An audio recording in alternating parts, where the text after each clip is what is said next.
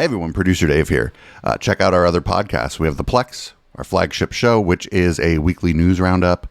We have Local Love, which is interviews with local Bay Area bands. Speaking of local, we also have Down Ballot, which is our Bay Area local news podcast. And we have How the Tech Are You, which is obviously a tech podcast. Enjoy the show. I don't know what they're smoking over there at Princeton. I'm white, and I've got everything I need. No one clutches their purses when they're in a room alone with me. And I can drive for any neighborhood I please at any hour, and the police don't do a thing. So if I see a penny on the ground, I leave it alone and fucking flip it. I'm a straight white male in America. I've got everything I need. I'm a guy getting paid more than a girl with a degree. And I can walk down the streets after dark, no one wants to rape me. And I can get a girl pregnant and just as easily flee. Just like my straight white male dad did to me.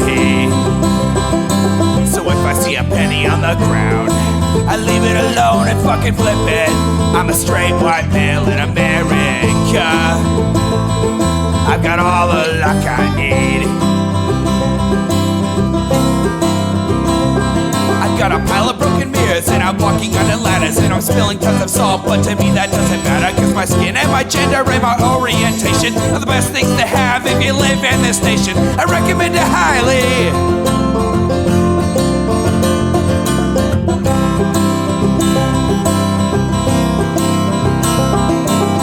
If I see a penny on the ground, I leave it alone and fucking flip it. I'm a straight white male in America. I've got all the luck I need. Shit's gonna work out for me, cause I'm a straight white male in America. I've got all the luck I need. Hey everybody, welcome to the Intellectual Dollar Tree. We do the show on Wednesdays at 7 p.m. Pacific right here on Twitch. Twitch.tv/Echoplex Media, simulcasting to a couple other places, but fucking don't worry about those other places. Twitch is the right place to watch this show. Looks like my co-host tonight is my favorite co-host, myself. HK is out on adventures. Maybe he'll join us during Red Light. Who fucking knows? But yesterday, I don't know if anybody was aware, yesterday there was an emergency, everybody. There was a fucking emergency. There was an emergency debate about whether or not universities are doomed with Peter Boghossian, Kathleen Stock, and whoever the fuck James Orr is. So it's an emergency. This is on the UnHerd podcast. That's spelled UnHerd like HERD, so that it's a double. They're clever over there. You can figure out what the clever thing they're doing is. Obviously, they're just so clever, so fucking clever. So without any further ado, let's see what the emergency is. Flo, how's the evening gonna take place? Hi everybody, welcome back to the UnHerd Club, or welcome if it's your first. Can we get her my microphone? I commend you for battling Storm Jocelyn to reach us here on Old Queen Street. And as you can see, we are a very full house tonight, extremely full in fact. This event sold out perhaps quicker than any event we've ever had before. So thank you for all getting here. And do make space for the person next to you if they're looking a little squashed. Just some housekeeping before we begin. Before Freddie introduced our esteemed guests, I just wanted to say that the bar will be open in the interval of this show, which will last about 15 minutes for you to go and get a drink after about 45 minutes of chat between all of us here. And then the restaurant downstairs is open after if you want some delicious food. It is available there until late, so do come and join us. Fire the sound guy or gal. Fire the sound person. The voiceless tonight, and be keeping a close eye on the words of our subscribers. Fire whoever's playing with their microphone. They will have their own questions and comments, which hopefully I'll be able to chip in with, and we can keep the ball rolling with both you lovely people in person and also the thousands of people joining across the World Wide Web. It's subscriber only for people asking questions, and so even more reason to become a member of the UnHerd family if you haven't already subscribed. Don't give UnHerd your money, give me your money. And with that, I will leave you in the capable hands of Freddie Sayers. Thank you, and welcome once again, everyone. This is our first emergency debate. Why is this an emergency? I just don't know. What is the emergency? You might ask. We've known that there are issues to do with the universities for some time.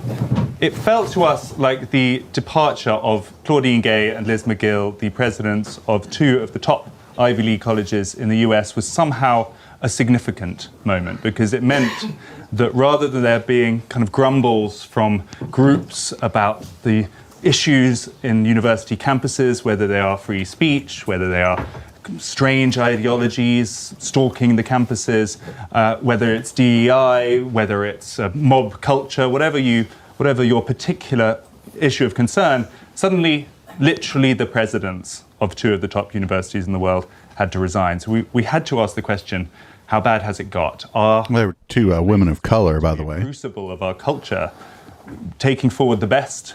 Have they somehow been lost? Have they been captured? And what can we do about it? We have gathered at this short notice three people who have very close experience of exactly these issues. They are all philosophers, as it happens, which we'll probably talk about. All academic renegades of some kind. This is Peter Boghossian, who quit his job of his own accord at, I believe it was the University of Oregon. Claimed to have been canceled, and then after he quit his job, everybody was like, that guy wasn't very nice. Like other staff, like not like faculty either. They're just like fucking support staff when it came out. We're like, that guy was kind of an asshole.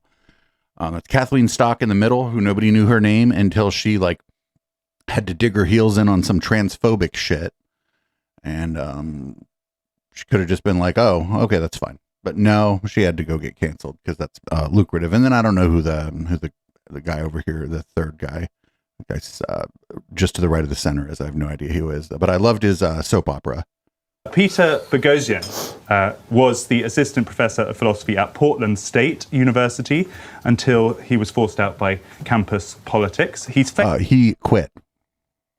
Most famous, I should say, for a series of hoax academic papers that he put together with some colleagues, which he submitted to highly prestigious academic peer-reviewed journals. And on the one that I covered, that peer-reviewed journal rejected the paper, and so they put it in a pay-to-play journal and then didn't pay the fee. And many of them got published. Titles included Rape Culture and Queer Performativity at the Dog Park, The Conceptual Penis as a Social Construct. That's the one that I wrote the article on, that they did not get published. And in a regular journal, they got published in a pay-to-play journal and then didn't pay the fee. Assholes. And an ethnography of breastaurant masculinity. These all got the thumbs up from the Academy, so he can. No, they didn't.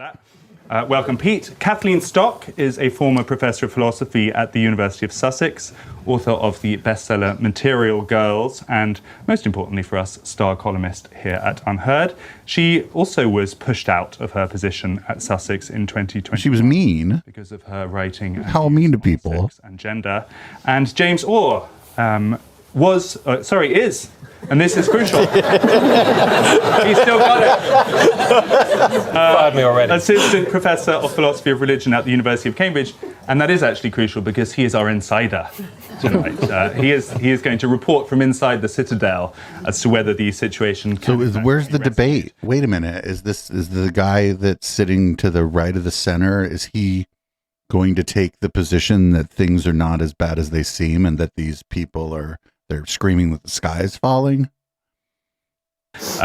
So really looking forward to hearing what you have to say. James, I thought the simplest place to start, the rough format, as Flo mentioned, is we'll talk for the first 45 minutes or so. There'll be a short break, and then all of your questions, we will get involved after that. Let's start in our bit by identifying the problem, and then we can see if we think it's solvable or not. Pete, that extraordinary experience you had, getting all of those, what frankly sound like crazy papers published. Yeah. What did you learn from it, and how bad is the situation? He learned that you don't have to actually pay the fee at a pay-to-play journal. Well, the situation is that the peer-reviewed academic literature is corrupt. There's a wide-scale institutional and organizational. The other question is something got published, but what was the peer review like on the things that were published in the non-pay-to-play journals? Like they never bring this up. What if the peer review was scathing? the source of that corruption are there are activist disciplines that are not interested in truth. They're not putting forth ideas that are falsifiable, capable of being shown false, but they want to push a narrative. They want to push ideas about race, gender, sexual orientation, trans status, etc. So tonight we're going to primarily talk about plagiarism. And yes, plagiarism is a kind of fraud, and it's extraordinarily important to talk about. And I predict over the next few months, in fact, I know for a fact over the next few months, you're going to see hundreds, if not thousands, eventually, of dissertations that will be proven to be plagiarized. One of the things that we should also talk about is the source of institutions. Well, I'd like to go back and look through his academic work, see if maybe that was plagiarized. They're attempting to take off people's names from the diversity, equity, inclusion, so you can't find those dissertations. So that's one problem. So you have the problem of plagiarism, the problem of university administrators knowing that their faculty have plagiarized. So instead of saying, okay, let's hold people accountable, they're hiding the dissertations and they're making it almost impossible to get those. And then so if we don't find the amount of plagiarism that we said that we're going to find in the academy, it's because of the conspiracy. He's already like laying the groundwork for the conspiracy theory that he's going to posit if they don't find the rampant plagiarism that he says that they're going to find. I really don't want to be lost in this conversation tonight is that there are disciplines that are not rigorous, they're not sound, they're putting forth ideological conclusions, and then those conclusions are going on to inform public policy. And so in the conversation tonight, I don't want that to get lost because plagiarism is just one part of the whole scale corruption. What kind of disciplines are you talking about? As a general rule, anything that ends in the word studies. Black studies, gay studies, women's studies, Chicano studies, Latin. Oh, yikes. Well, thanks, dude. Well, we know what's up here. So he's a philosopher, and I guess they didn't call it philosophical studies. Studies, indigenous studies, these are fact studies. These are activist disciplines that promote certain views of reality and then go on to inform public policy. Right. On the topic of plagiarism, just before we move down the line, as it were, you know something about it because that's one of the ways they sort of convicted you, wasn't it? Yeah, I'm a plagiarist. Oh, wait a minute.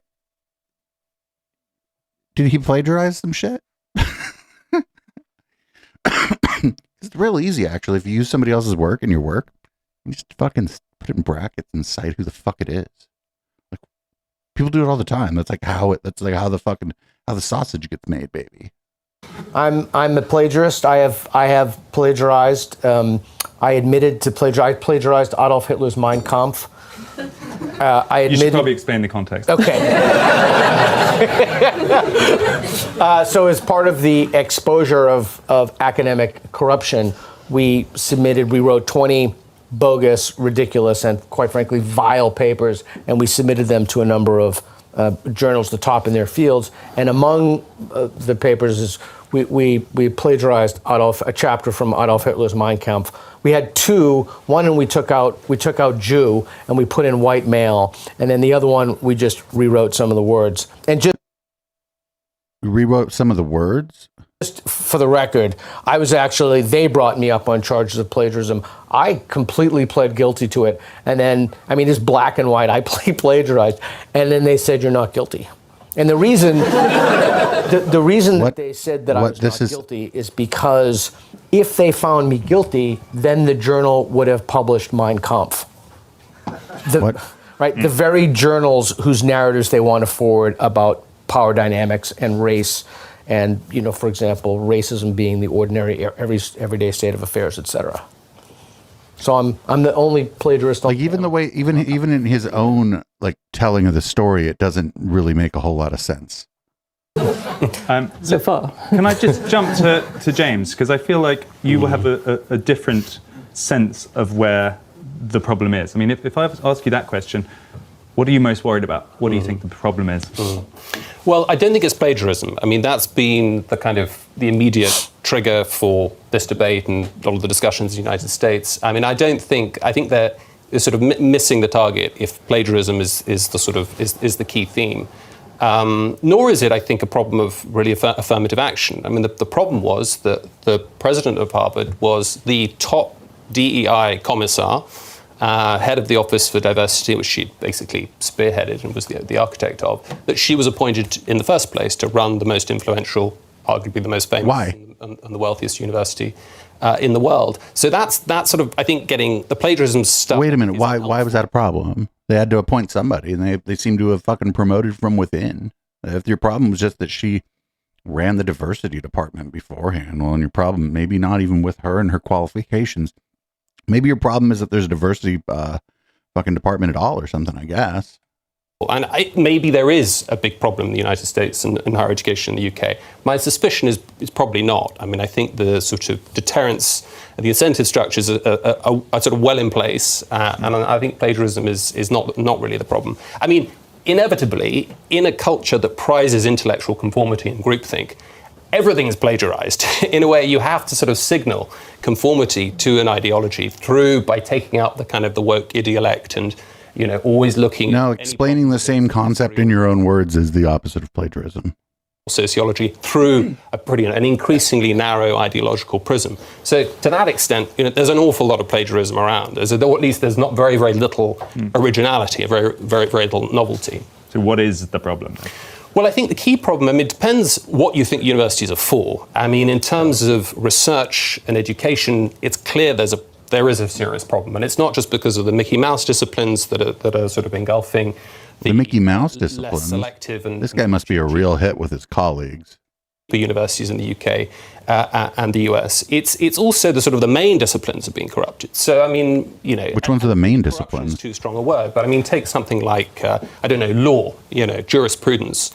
There's going to be a dominant orthodoxy in favour of some kind of judicial activism. The idea this sort of will be producing... now law? In law who will basically think of the courts as an agent for a certain kind of social engineering. Now, there's a perfectly reasonable case to be made for that within academia.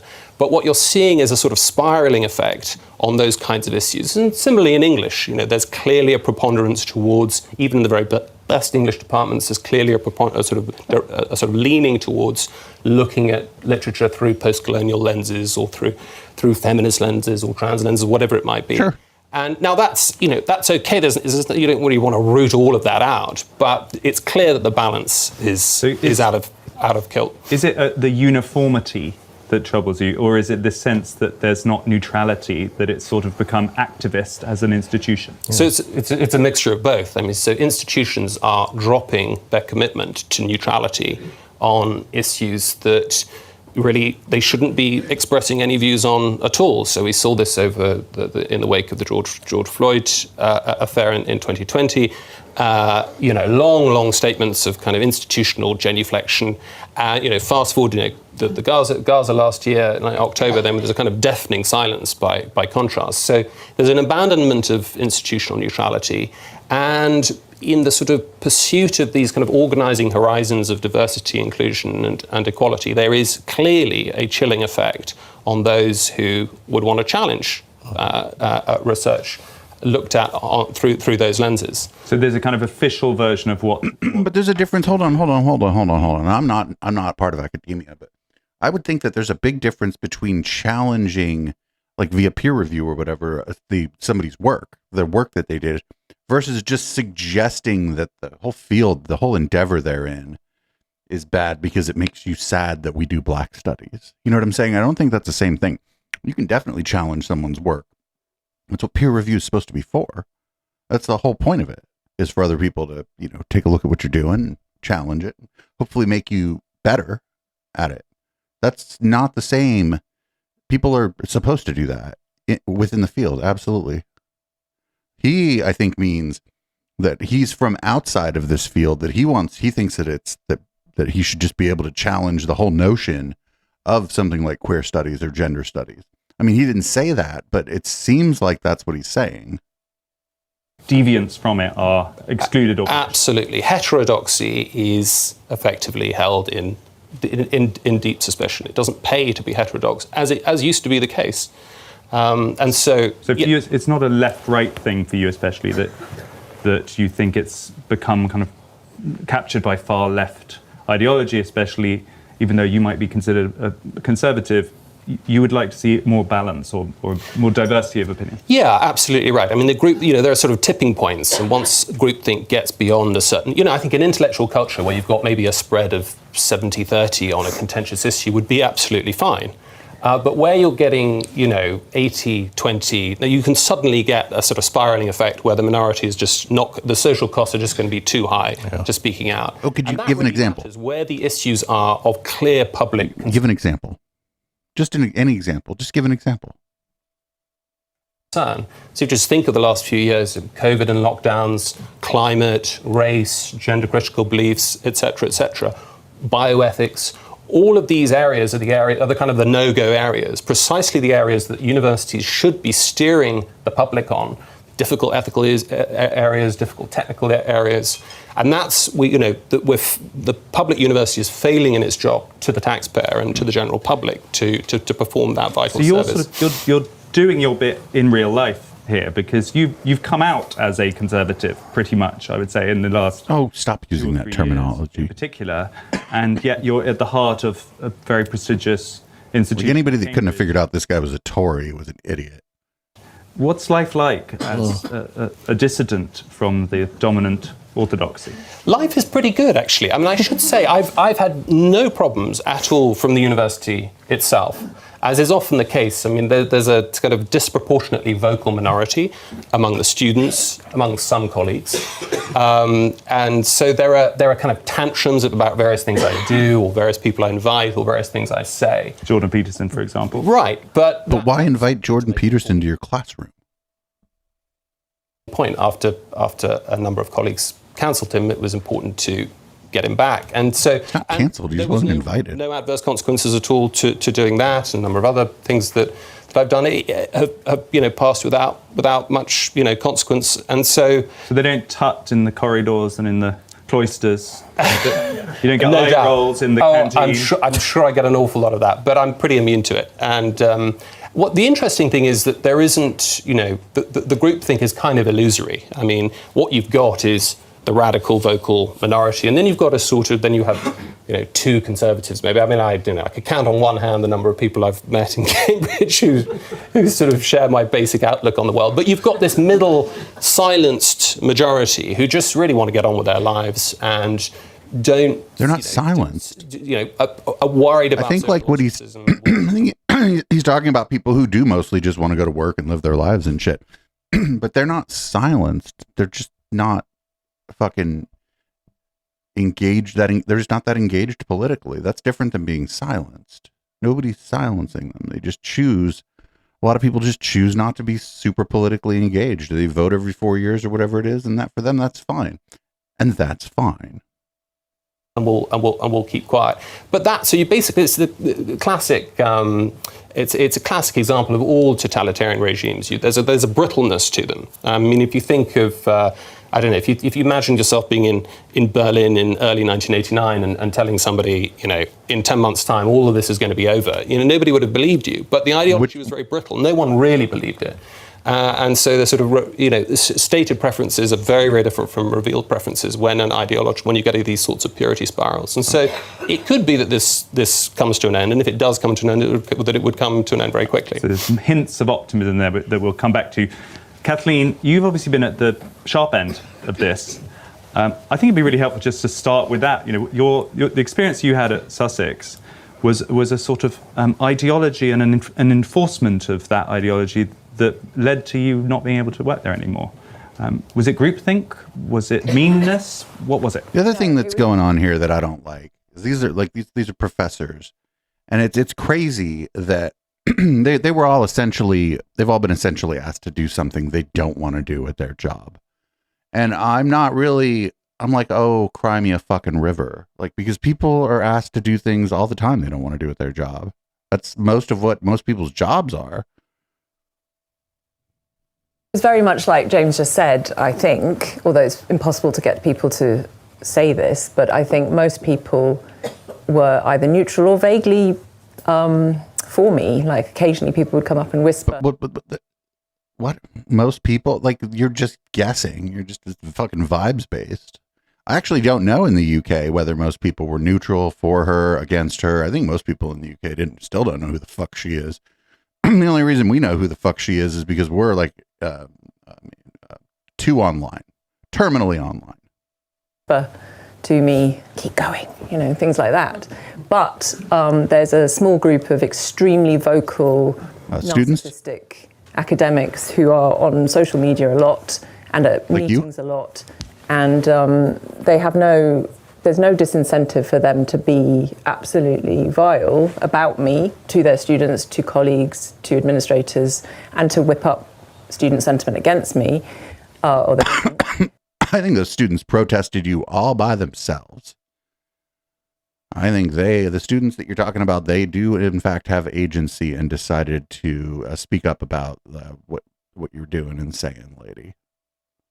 And I mean, I think listening to what you've both said, I think the real thing that we need to sever is the link between activism and careerism in universities. It is 100% in your interest, or it was the last time I was in a university, to be an activist, even in the promotion criteria. And I'm talking about the university I was familiar with, but in the promotion criteria, it would say, are you a good ally? You could get points in your promotional case by showing how moral you were and how you thought the right things. And well, no, it's are you a good ally isn't about what you think. It's about how you behave. And I don't think they were asking, are you a good ally? I think the question would probably be more along the lines of, are you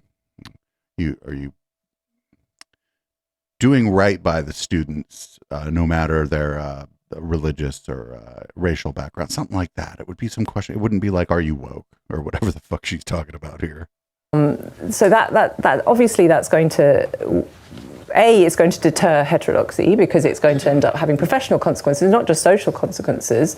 And so much of academic. But again, in other jobs that aren't like at a university, yeah, if you like say a bunch of bigoted shit to the other people that are there, be they people you work with, contractors who were there, your boss, customers, yeah, you're gonna get fired. I don't understand why like being a university professor would be any different. Is based on relying on other people to let you through the gate. If you need your stuff in prestigious journals, you need to get the right sorts of grants, you need to be on the right sorts of committees. So you can't afford to alienate people in those ways if you're young and you want to get on. Lady, that's how any bureaucracy works. Yeah, if nobody in the bureaucracy likes you, it's going to be hard for you to fucking climb up in that bureaucracy. Harder for you to get higher up in that layer cake. I don't know, fucking, I guess it sucks, but like, it's just the way bureaucracy is. And that's important. That's what people mean when they talk about capture, then. Yeah. Somehow that a group had worked out the mechanics of taking over an institution. Sort of instinctive. I don't think they actually thought it through very carefully. I think it's just that... Well, if they haven't thought it through very carefully, maybe they just don't like you. And they didn't have to think too much about it. They think, they're like, oh, fucking Professor Stock. God damn it. Is she coming? There's many other layers to this which make it very complicated. So one is that a lot of academics are unable to face confrontation and really just want to get on with their 16th century manuscript or whatever and don't want to be on social media. Most academics aren't on social media and they're like, oh, I can't go on there. But that leaves the field free for a few people to be extremely influential. There's also a genuine fear of upsetting students for a number of reasons. One is because these people are fucking teenagers. The undergrads are mostly teenagers, and your job is to educate, but your job is also to like be chill and like a professional. Your job and not piss off all the fucking students. Yeah, if all the students hate you, it's going to be hard to teach, lady. Like, what the fuck? Fees, like, since the caps came off, all universities are in competition with each other. Some universities are undoubtedly about to go under financially. I'm sure Cambridge and Oxford, different kettle of fish, but in the universities I was familiar with, people were terrified for years. We couldn't even photocopy. There was just budgets being cut all the time. And then there's also a massive spectre of student mental health, because nobody, including in the government, can work out whether we're in loco parentis, whether we're supposed to be looking after anxious students. There's no, as far as I can see, there's no... you are a trusted elder. If you are a professor teaching classes, you are a trusted elder for most of these students. That is your role. You're also an educator. But yeah, you are a trusted elder. Yes, absolutely. Yep, these kids, they're 18, or I think in the UK, at 16, you become an adult in a lot of ways. But they're still teenagers, and you should be a trusted elder. That's part of your role as a professor. If you're not doing that, then you're a shit professor. You're fit to study, so you can come with massive mental health problems and just be waved through, and then arrive in the classroom saying, I am too anxious to be asked questions, I can't talk about, I don't want to hear about this very difficult subject, I want a trigger warning. And if you're desperate for their fees, there's no incentive to actually manage that situation. How many times has this happened? Like, in the way she's like describing these things in a very caricatured way, where I don't think it's like one particular thing comes up and then like a student's like, oh, I don't want to answer your question, I have anxiety. I think it's gonna these things are probably like a preponderance of events. Well, and there's more and more and more students with severe mental health problems, or just diagnosed mental health problems like anxiety and depression, which you might think are normal for students, but you just can't tell anymore. No one can tell.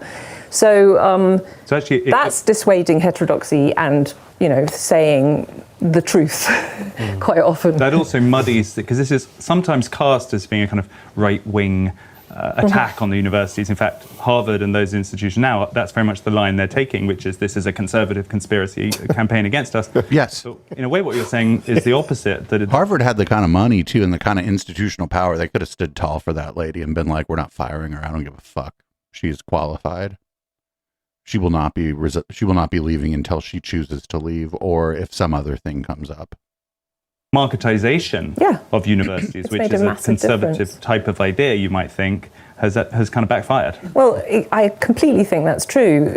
I mean, in my particular area of expertise, which is sex and gender, in the way that HR was just taken over by... Oh, Peter Boghossian thinks that your whole area of expertise is just a non-valid thing to study, your gender studies. Peter Boghossian thinks that you shouldn't even been at the university in the first place. At least that's what I would infer from what he said earlier.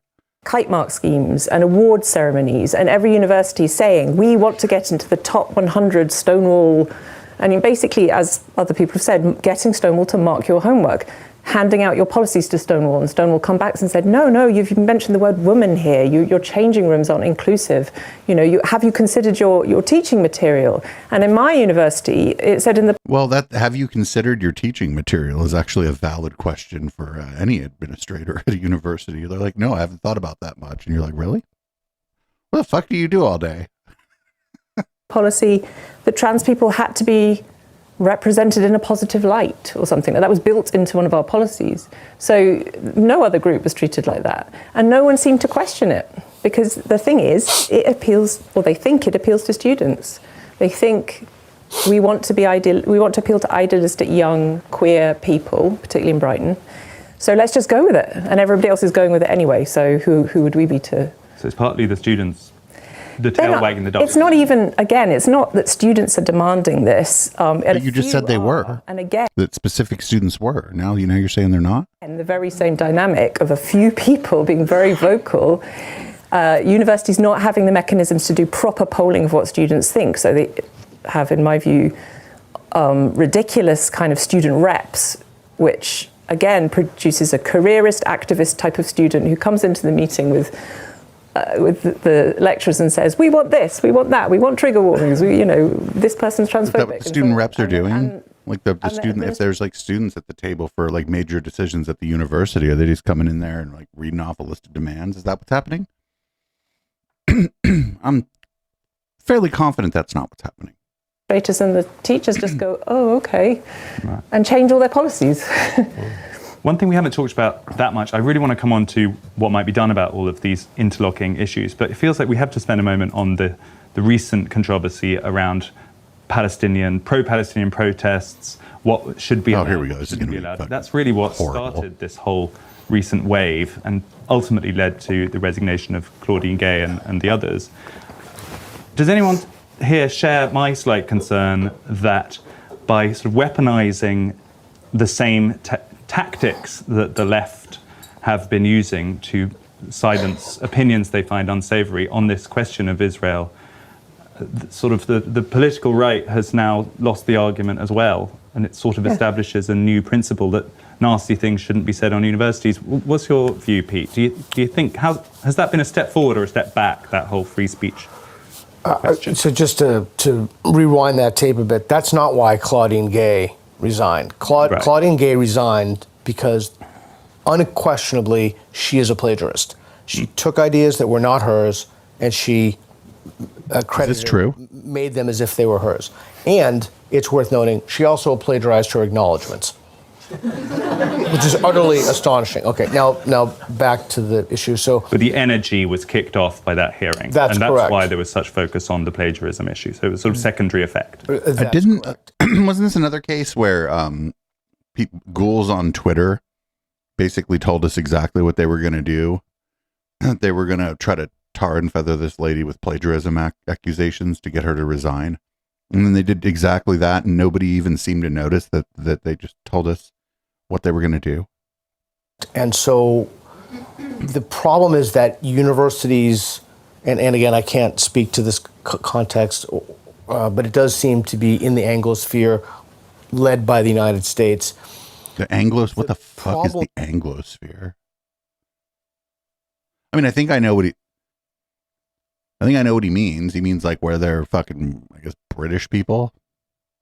Is that if they never said anything, if they never involved themselves in politics, if they didn't have any diversity, equity, and inclusion statements, there would be no problem with those responses. But the problem is that they selectively they decided what they wanted to choose, and then they were vocal about it. And the principle in which they invoked was an oppressor oppressed.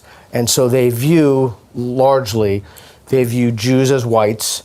They view Israel as a colonial power, as a manifestation of colonial values by white people against dark people or brown people.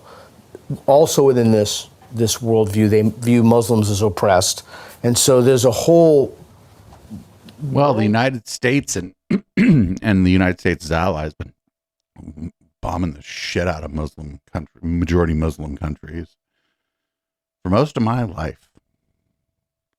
Bombs are a form of oppression, I think. Worldview that goes into understanding why they said what they said. So if you understand and you've read the literature, then it makes perfect sense for why they would say that.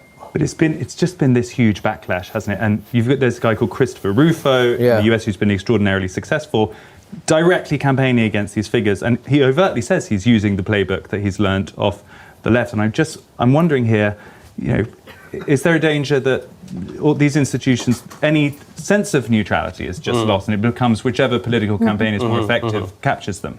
I mean, I share your worry, Freddie. And, the irony here is if you're looking back at those hearings, I mean, their responses, is it appropriate to be calling for X, Y, Z and saying, well, it depends on the context, was basically right, because yes, it will depend on the context. If, it's one thing going on a pro-Palestine march on October the 6th. It's very different going on a pro-Palestine march on October the 8th outside the Israeli embassy, firing fireworks at it and praying and celebrating. Right, but this didn't happen on a campus. This didn't happen on campus. This happened in front of an embassy.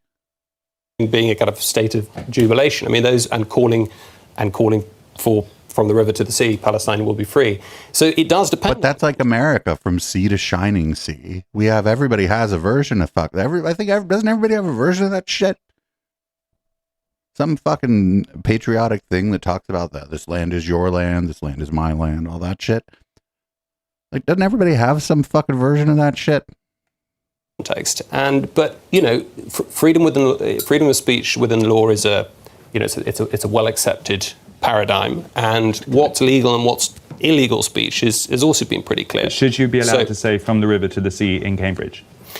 On October the 8th, when the blood of the victims has barely run cold, I'd say there's a much stronger case for censoring that kind of behaviour. Wait, why? But people knew what was about to happen. Like, they knew. People knew. People were like, uh-oh. Well, BB and the Likud party, they're gonna overreact to this. And overreact was I think just what people would have thought would have been a basic overreaction would have been a far less of a bloodbath than what we've seen. It's clearly intimidating Jewish students. There's a stronger case for it than if that kind of behavior is happening on October the 6th. Now? Today?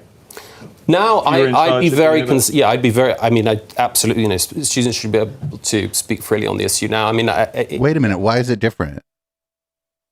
The students, everybody knew what was about to happen. Well, we didn't, I didn't think it was going to be like what we've seen, right? But people knew it was about to happen. And I think one's got to be very, very, very. Yeah, somebody in chat said Israel uses that for their own stuff. Like I said, I think a lot, not every, but every culture, but I think like America is from sea to shining sea. Doesn't it mean the same fucking thing? Isn't that the same thing? And it doesn't say like we'll be, and it also says that they'll be free. That's like a very American sounding thing to me. Not to be heavy-handed in the other direction. Yeah. So I share your concerns, and I think their actual responses in that hearing, they were smugly delivered, but basically correct. Smugly delivered. Why was it smug? I watched parts of that. We didn't run it on the show because I try to not. I mean, everybody's talking about that, and there are people who are much better informed than I am, and my position is pretty clear, I think, but we're not spending a lot of time on that. But I think the only reason he thinks they were smug is because they were black, and I think the word he might be looking for here is uppity. Kathleen?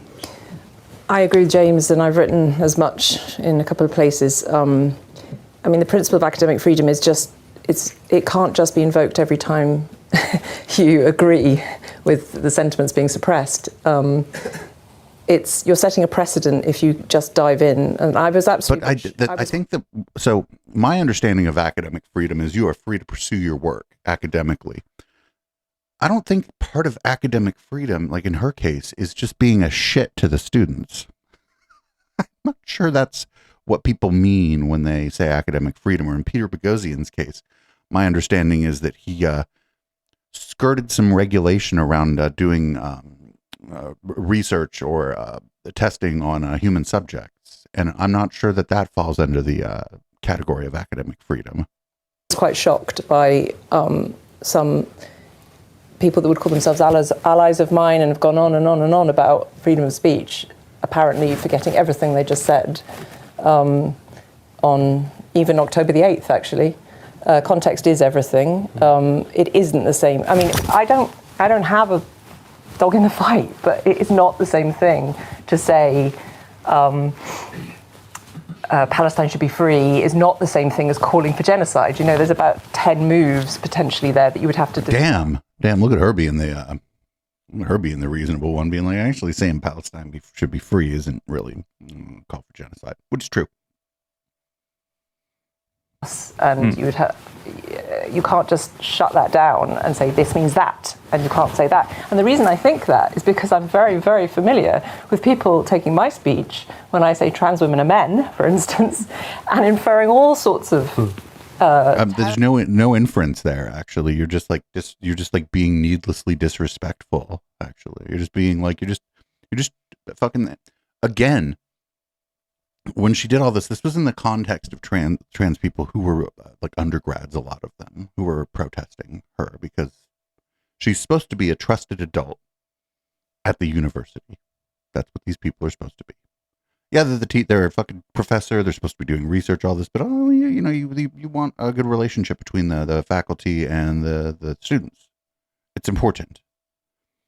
So yeah, actually, nobody's arresting you for saying that, but the university could be like, listen, you're being an asshole. Stop being an asshole. terrible, immoral content from it, without any consultation of the context and what I meant by it and why I said it and so on. And So it almost felt reminiscent of when you were. Yeah, I can see the move. I can see, and it's quite strange watching people who are very, very clear to support me when I say I'm a gender critical person, suddenly saying, but when they say this, they really mean this.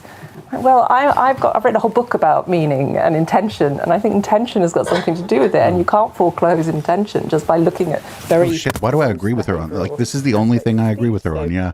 I'm like, I don't care that much about intention. Like, I get mad at people when they're like, bad faith. I'm like, shut the fuck up.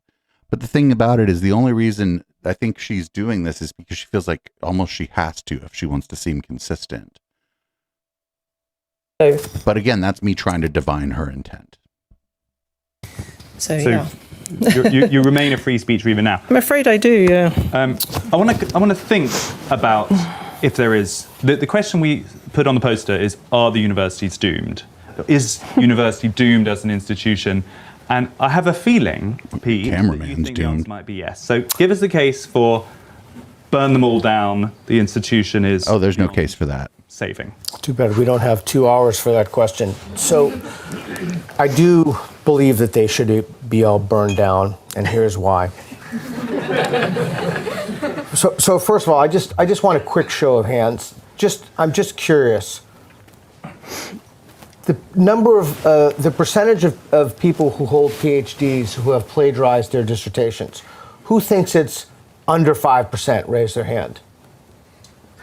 One in the whole room. Wow. Who thinks it's under 20%? Okay, that's the mode. Most people. Okay, so I mentioned before at the start, it's worth talking about. So you have people who have cheated. You have the institutions who have protected people who have cheated. You've had institutions and administrators who have been hoodwinked by monstrously idiotic ideas. There's literally nothing interesting about these ideas. And they're put forward by profoundly mediocre minds. Okay.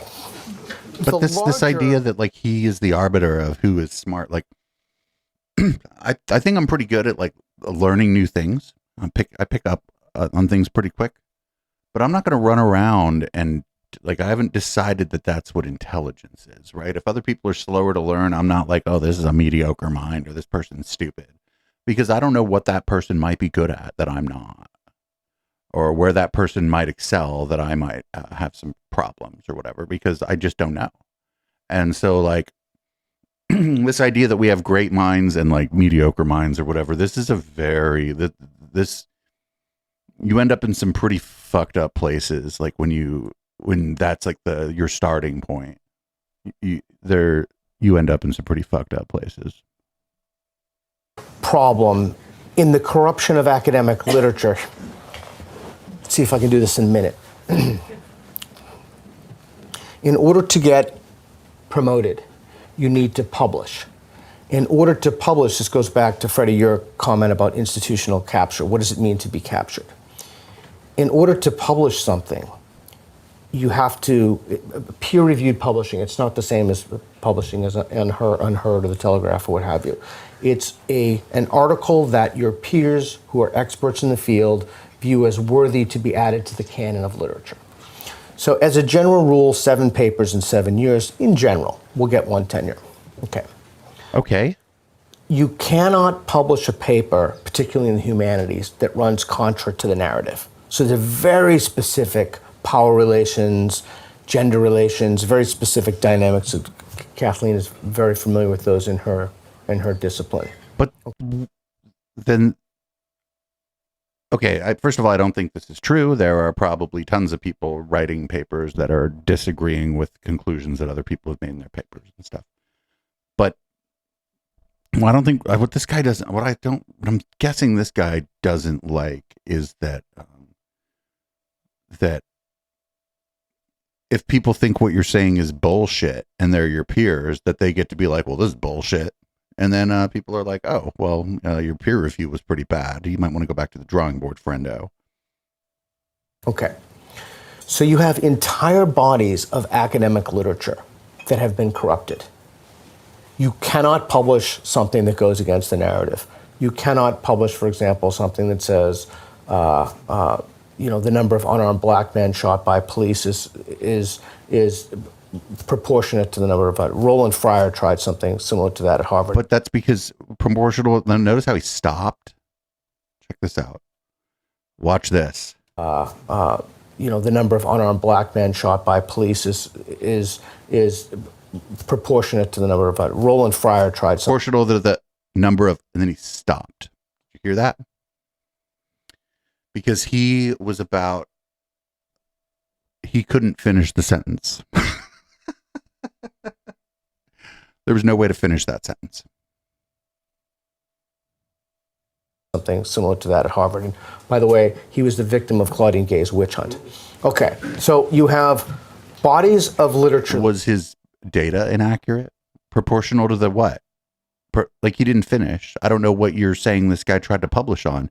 And he stopped himself because either one, he doesn't know what the guy tried to publish, or two, he does know what the guy tried to publish and knows that it's incorrect, or that it plays games with the numbers that have been corrupted. 50%, really think about this. 50% of papers in psychology, it's called a replication crisis, cannot be replicated. 50%.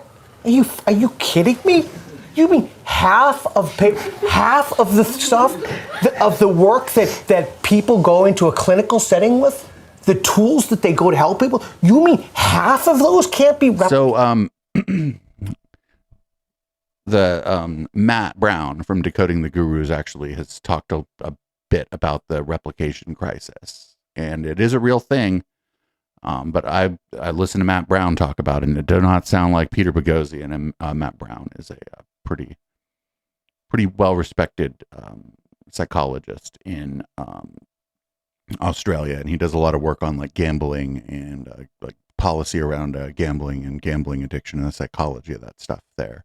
And he was talking about it, and it was actually kind of interesting to listen to him talk about it, because I'd only heard these wackadoodles talk about it, but listening to somebody a little bit more measured, and somebody who's currently working in the field of psychology in addition to being a university professor, listening to him talk about it was a lot different, and it made a lot more sense. And he had his critiques were, he didn't think it was good, but he had some explanations for why it's the case sometimes. It was just overall a pretty good listen. I wish I remembered. I think it might have been one of their like Decoding Academia series or whatever, where they talked about Matt's academic career.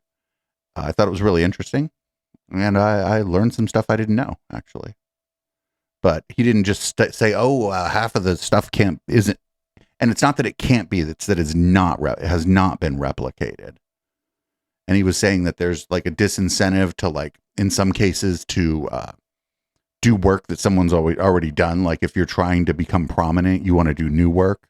So there's some disincentive there, and that it's hard to get. Sometimes it's hard to get grant money if you're trying to like retread something that somebody already like did, especially if it was recent. There's all kinds of institutional problems there, but it's not just that these people are all wackadoodles and that they made it all up or whatever. Okay, let that percolate. That's astonishing. And we're teaching those, and I go all around the world and I say, who's familiar with the replication crisis? Who's a psychology major? Who's familiar with the replication crisis? Nobody has any idea what it is. Nobody. I probably asked that question. Like if I know what the fuck the replication crisis is, and I'm 20, how far out? 24 years out of academia entirely? At times at universities, clueless. You can mitigate that very quickly by putting it in the syllabus to be in class. Look, we don't know if this is true. It's our best guess. 50% chance. You're flipping the dice. Okay. So no. Just because 50% of them haven't, just because something hasn't been replicated doesn't mean it's a flip of the coin. That's what peer review is for. Peer review is part of the process, and replication should be part of the process. And I do think that it's important that that gets fixed. Primarily so that people like this can't like dishonestly use it. No. He's like, now it's just a flip of the coin because, I don't know, half of the stuff can't be replicated. That doesn't make sense.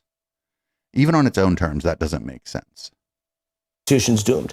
You have a situation in which my personal feeling is that there are around, I could be wrong about this, we'll know soon enough, about 10% of academicians have plagiarized in the humanities, probably lower in the sciences. In the sciences, you probably see data fraud as more of a phenomenon. Okay. The reason that there's a legitimation crisis, that's Habermas's 1973 phrase from a paper, the German philosopher. The reason that there's a crisis in the legitimacy of institutions is because those institutions are not worthy of our trust. They've betrayed public trust. They've become... So this is starting to get a little bit into the Scientology territory, and I'm surprised Scientology hasn't jumped on this shit, to be honest. I don't know if the institution of psychology, to the extent that it exists as like a monolith or whatever, is worthy of my trust or not. If I go to see a fucking psychologist, I care whether or not I think that person is worthy of my trust. But they're not an academic; they're doing clinical work or even just talk therapy. So knowledge production are fundamentally compromised. And when they're fundamentally compromised, it's like, was it the horse in Alice in Wonderland that runs off furiously in all directions, right? So, but what are you going to? I mean, obviously, by saying burn them all down, we're not actually talking about physically burning them down. What is it that you suggest we do in that situation? well, there's only one thing. Look. It is better for people. One thing we can do is we can start plugging vocational schools, right? But it is better for people. Dan Dennett picks up a famous phrase: "If it's not worth doing, it's not worth doing well. If it's not worth doing, it's not worth doing well." Ooh, I think Dan Dennett has had some nasty things to say about these intellectual dark web people before. I could be mistaken. I think it was Dan Dennett who was like, these guys are just jerks. It is not worth learning a process that takes you away from reality. You would be far better if you literally looked at a wall. You would be. Than if you learned something that took you... But he's sitting there shitting all over the woman in the middle's field. Reality and she's the gender in social civil society. So you have no hope that this problem can be corrected, that these institutions can start becoming more worthwhile again? It's no. So not only do I have no hope, but if you want any kind of hope, you have to burn them down. So what is the alternative to that? The alternative is, and Kathleen was also a founding faculty fellow at the University of Austin and other places. Yeah, but I don't agree with you. Okay. The University of Austin, if the professors here were good enough for the kids at Epstein Island, they're good enough for your kids too. I'll tell you my solution. My solution is, rather than we have institutions, academic institutions that are ideology mills. Their primary function, and their primary function of people who teach there, is to discharge some deranged ideological mission. So start new ones. So start new ones, but it's insufficient to start new ones. New ones in a capitalist framework can put pressure to leverage themselves for other institutions to have some kind of a corrective mechanism. But right now, there's no corrective mechanism. So you have to start new institutions. Stephen Blackwood was here when we last did our event. He started Ralston College. More institutions are popping up. But right now, what we have is a situation that is literally teaching people that the foundations of Western civil society are cancerous and poisonous, and that thinking has metastasized throughout the system. James, you'd probably agree with the last bit there, to do with forgetting the canon of Western civilization. I'm guessing you don't want to burn Cambridge down, given that they're absolutely not, and yet the canon is under fire. But it's worth pointing out that I agree with Pete. The replication crisis, which goes back 2005, when that guy first published his paper that said more than half of studies in social sciences were not replicable.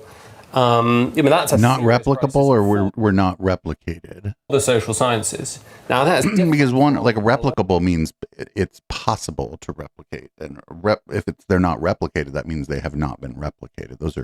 So it seems like a weird thing to quibble about, but it actually matters which it is.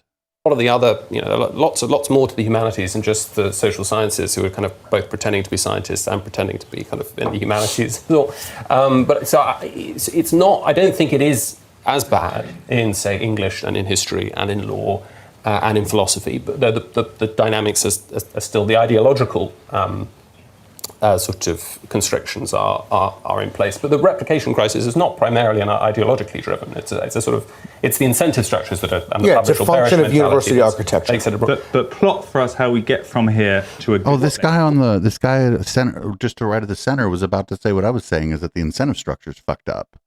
It's because like you want to publish something new, you don't want to, like, it's hard to get funding to retread old ground. Well, so I mean, I think we're already in a good place in the sense that I think there are extramural bits of infrastructure that can pretty well replicate what we want the social sciences to do for the public square. I mean, here in London, I think it's the same in Washington. It's really think tanks. So a lot of the... Wait, what? You think tanks? You think think tanks are just going to replace like the fucking humanities department at a What the fuck? The Heritage Foundation? Cato? What the fuck? Really sort of policy sort of salient projects in the social sciences that have got real sort of cut through can be replicated by think tanks for public policy and private companies for STEM.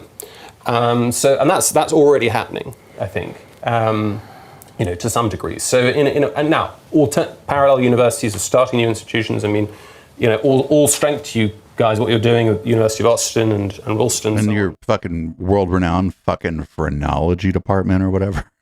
and you see this sort of pressure occurring in the early 19th century when Oxford and Cambridge had a total stranglehold. And other universities started to sort of set up. Just want to push you a little bit. I know you have to, you are representing Cambridge at this discussion, and I don't expect you to be disproportionately critical of them, but do you think there are serious issues, even in universities like Cambridge, or do you think we're fine? I think we're in a much better place than, say, Harvard or the big Ivies. I mean, Harvard is really a hedge fund with a university attached. It's got $50 billion under assets. I mean, he's not wrong there, but well, Harvard's still a pretty good university academically. But I mean, he's not wrong that the endowments of these big legacy Ivy League universities in the United States are actually kind of a problem, because they should be spending that money actually. Endowment, I think, is about $8 billion, and with that, we still managed to get to pretty much. I think we were, last year top of one of the two big university rankings, but we're much more responsive to public criticism, and being poorer, more exposed to legal liability. And will be very interesting to see when the new Freedom of Speech Higher Education Act starts really kicking in August, what effect that's going to have on the intellectual climate within the universities. I mean, I'm quietly hopeful that it will have a meaningful impact. Now, do you see what you're doing, which is to be a bit more vocal about your ideas, even if they don't go along the current of prevailing opinion? Do you think that's part of the remedy here? I think so. More people need to speak out, and more people need to be confident in not just talking about free speech, but actually exercising their rights to free speech. And certainly those who've made it into the institutions, I think, have a special moral obligation to test received wisdom and to be heterodox, not just for the sake of it, but where they've got heterodox views, and to speak out confidently, because... But your job isn't to express your personal views. That's not the job of academia and research. Your job isn't to give your opinion. That's my job, right? My job is to give my opinion. This guy's an academic. His job, he can give his opinion, but that's not his job. Or you're in that sort of awful twilight zone of the postdoc between kind of very kind of precarious existence as an academic looking for a job and somebody who's won the lottery ticket and got into the institution. There's clearly pressure to conform. There's clearly a lot of gatekeeping at applications and job appointment panels. This guy works at Cambridge and is complaining about gatekeeping. Get the fuck out of here. They opened the gate for you, friendo. The prescription. Kath, I want to ask you, if we've had a conversation here before, and it struck me then that you were extraordinarily generous about the institution that frankly treated you appallingly. Both I don't think they'd say that. I'm not trying to get sued for libel. This is the UK, friendo. Thank you. You know, how can you? Is it right that you feel still defensive in a way of universities, even the one that you left? No, not really. But I do feel defensive of philosophy.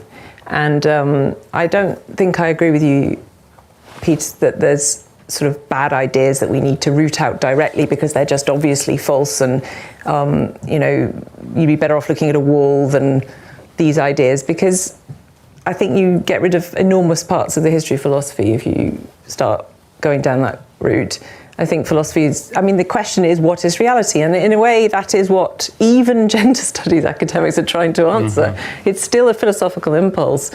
It's, she caught on to that. She was like, wait a minute, what this guy's saying is just that my whole field of endeavor was useless. Things as axiomatic that they should be questioning and all that, but they are still trying to engage in important metaphysical thoughts that I think we shouldn't just dismiss as ridiculous, you know, in a sort of brute empiricist kind of way. So what I think we need to do is act more indirectly to try and get the quality of thought. I mean, if we're assuming that the quality of thought, here we go again. No, who decides what the fuck? The quality of thought. Research, because we could actually decide that they're not. Most research produced in the humanities doesn't get read by anybody. You know, not really, literally, like two people read the average. 0 to 1 citations for the average. So, and it's a preposterous system. It really is. You know, you work for 3 years, you get multiple edits, you get multiple rejections. Eventually, it gets published, and no one reads it. So we okay. I mean, that's the fucking okay. So what? Like, yes. About that, but assuming you are trying to produce quality researchers in the humanities, then obviously you want to improve the quality. So you need to sever the link between activism and careerism. You need to develop internal norms somehow which say, no, you can't just go on the internet and produce an ad hominem character assassination of the person that you disagree with intellectually. Wait a minute, but what about fucking this whole freedom of speech thing you were saying before? Now that, wait, what the fuck? And I don't know what they mean by ad hominem. Do they mean like, do they mean character assessment? I think this person's full of shit, because that's not really might even not be an ad hominem attack. A lot of stuff, it gets confused. It gets real confused here, because the ad hominem fallacy is pretty simple, right? Like a simple one, they could be like, oh, you're a 47-year-old man. What do you know? Well, that's the ad hominem fallacy, right? That's saying that I don't know what I'm talking about because of something intrinsic about me. They could just be like, I think you're an idiot and you don't know what you're talking about. Well, they've probably insulted me, but that is not the ad hominem fallacy. They just think I'm an idiot and that I don't know what I'm talking about. And it's fine. Actually, either is fine. I don't really care. You have to stick to the arguments. Maybe just ban them from social media. I don't know, but something has to be done to kind of get... Wait, what? Now she wants people banned from social media? This is dumb. This lady has not thought this through at all. This kind of knee-jerk moralizing and preening and narcissistic posturing that goes on, that's really partly the problem. You can get a lot of social capital very quickly in universities through very shallow intellectual moves. So I don't know how exactly we get those norms back. Wait, how do you... but I don't think those are what you think are very shallow intellectual moves. What if somebody's like, well, this person's obviously a piece of shit? Like, okay, now what is that, shallow intellectually? I mean, sure, I guess they didn't like say it with a pocket watch in their hand or something. Saying this whole body of thought is illegitimate. The problem isn't necessarily directly that those ideas are there, it's that no other ideas are allowed in. That you have to kind of, as you've said, work within these incredibly narrow parameters as the rules of the game as a starting point, or you won't get anywhere. And that is anti-intellectual. And final word before we go to our small break, a word about the students. Are they going to have a cocktail party right in the middle of this? Yeah. You've written for us about how you think the kids are all right. Yeah, I do. I really do. How so? Well, because they're the same as they always have been. They're the same as they were when you were younger. They're naive and idealistic and curious, and many of them are clever. I mean, it's possibly true that too many of them are doing, they're not in the right subjects because there was a massive expansion of the universities, and people ended up doing things that perhaps they weren't best suited to, but they're still trying and they're still really argumentative. It's this small number of people are allowed to chill the general environment. It's the same dynamic outside universities in every institution there is, pretty much. Yeah, it's a bureaucracy. Yeah, like they're describing, like, I guess it sucks kind of, but yeah, if the people in the bureaucracy don't like you, it's kind of hard to get ahead. I don't know what to tell you. So we have to free them somehow. We have to allow them to speak their mind, because I do think that they are frightened now, very frightened of saying what they think. And that's a terrible position to be in. But you just said they shouldn't be allowed to. What the fuck, dude? She just contradicted herself, like, just in like a minute. Person. Well, if they think, they should be allowed to say what they think, but they shouldn't be allowed to say that someone else is full of shit. It's like a one-way street version of free speech. Free the students and save the universities. Ladies and gentlemen, we have 30 minutes to do this.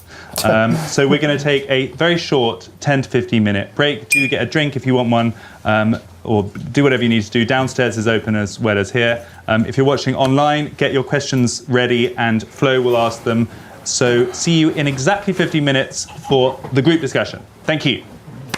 We'll do the group discussion during the post game, everybody. Kind of boring. Thanks, live viewers, for sticking it out. I think the question part might be a little more lively here. I just like at the end, Kathleen Stock sort of gave away the game, right? Because she was like, well, people shouldn't be silenced, but also they should be silenced. Like, well, people shouldn't be able to call me an idiot, but I should be able to say what I think. But that person that called you an idiot thinks you're an idiot. So they're just saying what they think. This all just fucking collapses in on itself when you think about it, just for even 5 fucking seconds. If you think about it from the point of view that none of these people are a victim and that everybody's out there, nobody actually has to shut the fuck up. No matter how much people will tell you to shut the fuck up, if you probably should, doesn't mean you gotta. And I think these people really don't like the shut the fuck up part of all of this. And, you know, free speech, hate to be the one to tell people this, it includes the freedom for someone to tell you to shut the fuck up, or that you can go fuck yourself. So any version of that, actually. So again, thanks for listening to the podcast. If you're interested in the rest of the show, patreon.com/echoplex, $5 or more, or eplex.store. Or if you're a cheapskate, I don't really mean that, you can just email me. You can find my email me, I'll send you the MP4 of this, no problem. I'm not actually paywalling a fucking MP4 over $5 a month. That's weird. Anyway, this is Boomers by Periscope. I'm going to change the contents of my drink, change the lighting here in the studio, and we'll be back for Red Light.